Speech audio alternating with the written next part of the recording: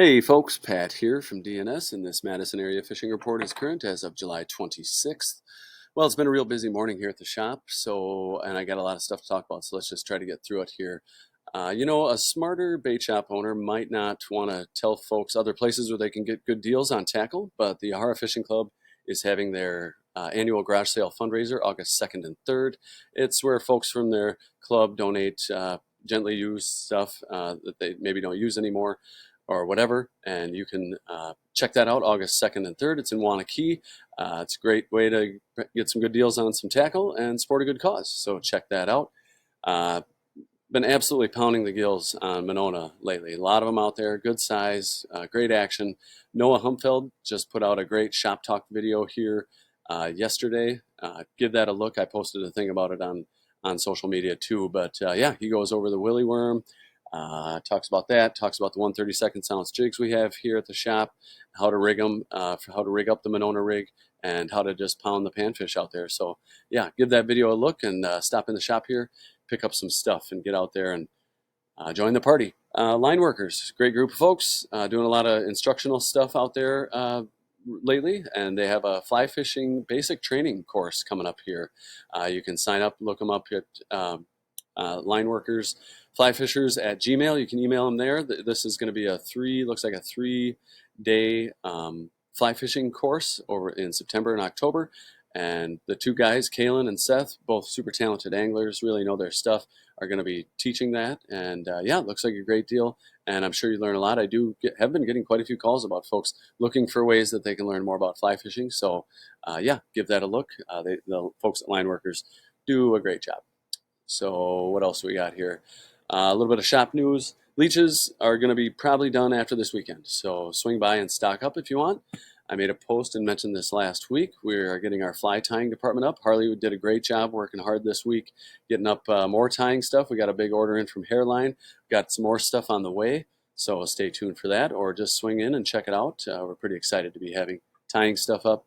As far as posters go, on the front door here, we got a poster for the Yahara Fishing Club garage sale. Troy Farms is having a bunch of community events up here there this week, but the one that I most bring your attention to is August 3rd, so that's next weekend, up at Remy's Thirsty Moose. The Badger Childhood Cancer Network is hosting their annual Fishing for Families Bass Classic. Great event. Enter it if you want to compete. Just show up and do some raffles. They'll have food and all kinds of stuff there. It's a great event. We donated a rod and reel combo to that organization, and we wish them the best of luck with their event. So check it out, August 3rd up there at Long Lake, Wisconsin. I think that pretty much does it for announcements. As far as the report goes, outside of some heavy rain that came through on Sunday night and Tuesday morning, it's been a very pleasant week weather-wise. Looks like a gorgeous day today with some warmer temps this weekend and into next week, but still some great opportunities to get out and do some fishing. As far as lake levels go, they're still running high. They're still above the summer max, but there is still only one slow no wake order, and that's on Weechawak Bay still, formerly known as Squaw Bay, and they got it marked off with buoys down there. So if you're down that way, tone it down just a little bit, and that'll make everybody down there happy. But other than that, they don't have anything posted for any other slow no wake orders. So I guess that's good news for now. As far as the Mendota buoy goes, it's still down. I hope that means that that's because they're fixing the cord that reads the temperatures all the way down, and we'll have that great information up again soon. Dane County Madison Public Health website, beach water quality report, looks great. The only one closed beach over there to McDaniel Park, and that's because of bacteria. Tenney Park here is closed, but that's because of construction. All the other beaches are open. This cooler weather we had this week and the rain kind of toned that algae down. And we'll talk about it a little bit more in the report, but yeah, it's good to see. I don't see any tournaments out there on the DNR page for registered tournaments, but the Wapta tournament last week went very well for friends of the shop, Tyler Nelson and Jason Burnham. They caught a great bag of fish. It was just over 22 pounds, and they caught the big bass for the tournament, so they had a great day out there, so congrats to them. But yeah, just wanted to give them a shout quick. A couple of real talented anglers there. Let's Let's see. So generally, like I said, we got some more rain this week, but water levels around the chain remain high. Algae blooms have been making things a little green and smelly in spots, but that algae has toned down, and the fishing around town has been good. So for the most part, look for gills congregating on outside weed edges. Um, You'll find them anywhere from 10 to 15 feet of water or in weed pockets. But I've heard about fish out as deep as 20 feet of water on the bottom. On Lake Monona, I'm also hearing about those fish starting to suspend over 10 to 15, or I'm sorry, over deep water 10 to 15 feet down. Just a small jig tipped with a piece of redworm spike or waxworm is really all you need for those gills, and there are a lot of them out there. Crappie are generally being found out in that same 10 to 15 feet of water on weed edges and on structure, but I've heard about some suspended fish at those depths over deep water as well. Crappie minnow or a minnow-shaped plastic on a small jig under a bobber is a pretty safe bet for those fish. And it's sad to say, but other than a few fish here and there, I haven't really heard much in the way of perch action. Not sure what's going on there, but redworms have been working well for the few fish I do hear about.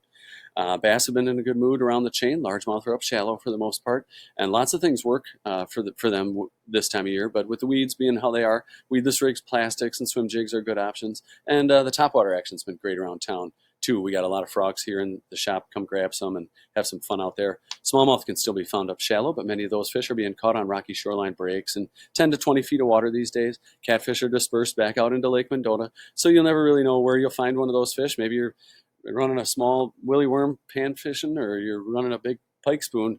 You never know what they'll grab. So yeah, but they're out there, and a lot of people are running into them these days all over the lake. Walleye are being found on mid-lake humps in good numbers, but they're still getting lots of fish on shoreline breaks in 15 to 20 feet of water, and sometimes coming out of water as deep as 25 feet or so on a sunny day, where a more subtle presentation like a leech or a large fathead on a jig or drop shot is a good idea. That's not to say folks aren't getting plenty of fish trolling crankbaits or crawler harnesses. Noah Humfeld was just out this morning, sent me a text of a beautiful walleye he got trolling crawler harnesses. When the walleye do move up shallow at night to feed, jerk baits and swim baits are great options for those fish. With the water temps close to the 80-degree mark, which I guess I didn't mention in the intro because the buoy's down, but they are close to that 80-degree mark here on Lake Mendota. But when the water gets warm like that, you're going to want to, make sure you're checking your temps at the very least, or maybe just give the muskies a break for a while. They don't do well in water that's 80 degrees, so after a fight, they can actually get stressed out and die.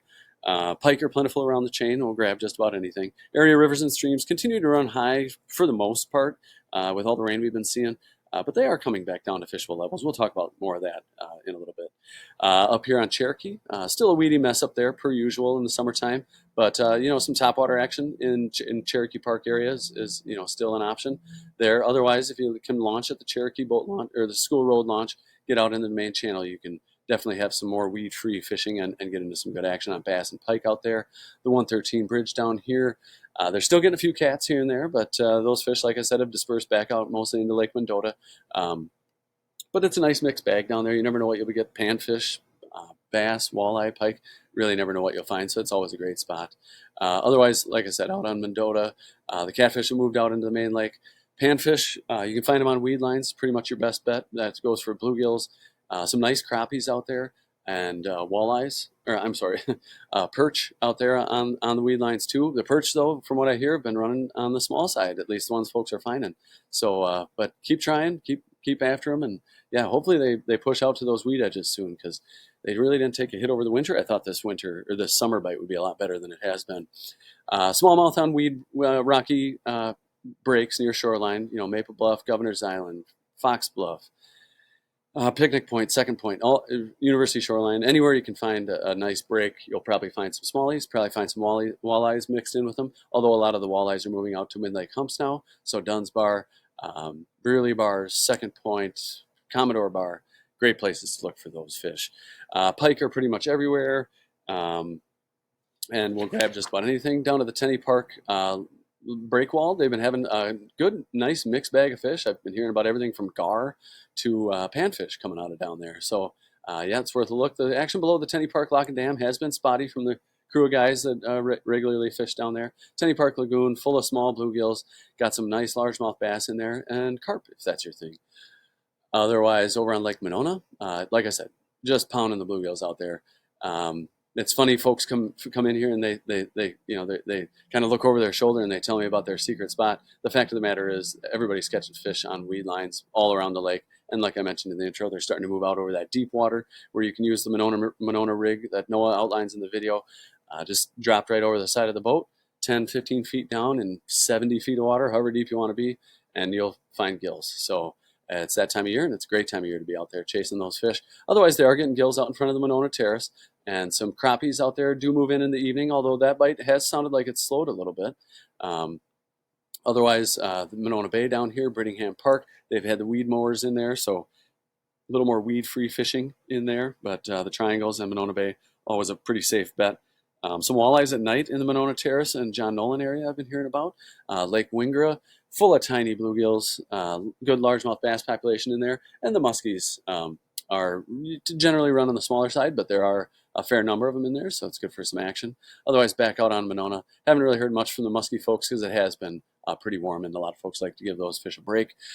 Turville and Weechawbuck Bays also are holding panfish right now. Some good bass action in there too. So give that a look. Otherwise, south of Lake Monona on Upper Mud over here, good action out in the dredge hole on Upper Mud in this area. Otherwise, the shallow flats around the dredge hole and the rest of Upper Mud has been holding some good largemouth bass lately. Down to Wabisa, same deal down there. Find yourself a weed edge and you'll start catching bluegills. Bass in shallow areas on the north end and the south end of the lake. Walleyes coming out of a few out of the Hog Island area, but more that I've heard out of Babcock and Bible Camp.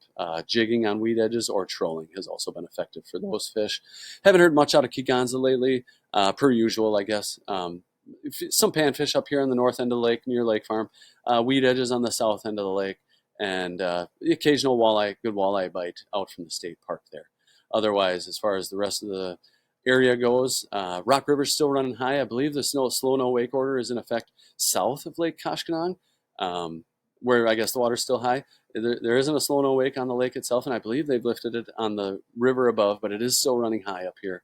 I have heard about folks, well, I guess they're getting some walleyes trolling, mostly in the north end of the lake, it sounds like, up here, but a lot of white bass and sheep's head and stuff mixed in there too. I have heard about folks, despite the high water, still fishing up at the Jefferson Dam here and doing pretty well. It's they say, like, I'm fishing in areas where I used to stand to fish, but they are getting some fish, white bass, and I heard about a dandy flathead that came out of there the other day. Otherwise, if you're looking for catfish and you want some eaters, get yourself over to Beaver Dam. A lot of good eater-sized catfish in that 18 to 24-inch range, and plenty of them. And the walleye anglers will thank you for thinning out the catfish population there. Devil's Lake had some trout suspended out there over the deep water I've been hearing about. It's good with a walleye minnow or a crappie-size minnow on a bobber just dropped down there.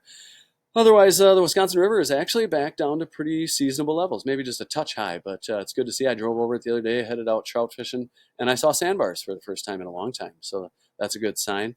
But yeah, look for the fish in their usual haunts, deeper corners, the downstream side of sandbars, shoreline structures, all pretty safe bet. Otherwise, the dams are all pretty safe bet for a mixed bag of fish. Lake Wisconsin and all the flowages have been seeing good action for walleyes, anywhere from 5 feet of water out to 20, but mostly near shoreline breaks and stuff like that. Shallow bays and inlets have had some good panfish action on all the flowages. Otherwise, same thing with the dams: Wisconsin Dells Dam, Petenwell Dam, Castle Rock Dam, all a nice mixed bag of fish where you never really know what you'll get. And like I said, good walleye action on both flowages, Castle Rock and Petenwell included in that. The Mississippi River is back down to pretty seasonable levels. It's at least coming down anyway. And I haven't heard a lot of reports out of there, but it's good to see that water is at least fishable again. And over to Milwaukee, the Milwaukee River is also very fishable again. So get over there and enjoy some fine smallmouth bass fishing or pike fishing in the river there. Otherwise, out on the big lake, the cohos have moved up the east coast, or they're out pretty deep, but they are getting some good kings, starting to stage up just outside the harbors, but still out in the deep water. Be another few weeks here before they start to move into the harbors, and then, geez, we're not even far away from the fall run where they'll start running up the rivers there in September and October. So, but yeah, I guess that's pretty much that for area reports. As far as trout fishing goes, I've had some good luck myself on some ants and beetles lately on area creeks that haven't been too high to fish. You're definitely going to want to check water temps. Some of the creeks I was really surprised that are usually running real cold were still running kind of warm for me the other day. So you really got to pay attention to the water temps, not only to protect the fish, but you're going to find happier fish where you find colder water. So um, otherwise, as far as trout fishing goes, if you can find clear water, you can give it a shot. On the spinning gear side of things, Rapala Countdown, crappie size tube jig, small spinner or spoon are all safe bets. If you want to toss meat, red worm under a bobber, run that through runs and tail outs is a good idea. For fly anglers, woolly buggers and larger dark colored nymphs in stained water through pools and tail outs will likely produce fish. Otherwise, the mayflies hatches are still coming off, but that's mostly an early morning or late evening thing. So, but you can still run nymphs for mayflies and catch fish during the day. Um, but you want to make sure you have some of those dries in the event maybe a random hatch comes off. Otherwise, with it being June and it's warm, it's officially terrestrial season. So like I said, I was doing well with a foam ant. Beetles, crickets are all good options. Not quite hopper season yet, in my opinion, unless you're tossing tiny green hoppers. But for the happy fly day feature, I did want to just talk briefly about smallmouth. So when the water's warm, I like to head over to the river. Now that the river's down to wadable levels around the area, really, smallmouth love crayfish and got a ton of crayfish options. This isn't even half of the crayfish fly options we got here, but really anything you can see, there's kind of a theme, something leggy, something that flows, has a good nice flow to it. These Ben Lubchansky um, uh, jiggy meaty things, he calls this one, and the Zen crayfish are both great options, but it can be as simple as just a beadhead woolly bugger. But it's got a lot of great crayfish patterns here, so give those a look. Head out, get yourself some smallmouth, and we'll be talking about smallmouth flies the rest of the week here the next couple weeks in the reports. So I guess that pretty much does it for the reports. Feel free to post your comments and catches below. Love to see what folks are getting out there. Feel free to call the shop at 241-4225 if you want us to expand on anything. Otherwise, I do thank you for tuning in. I wish you luck out there, and we will talk to you next week. Take care.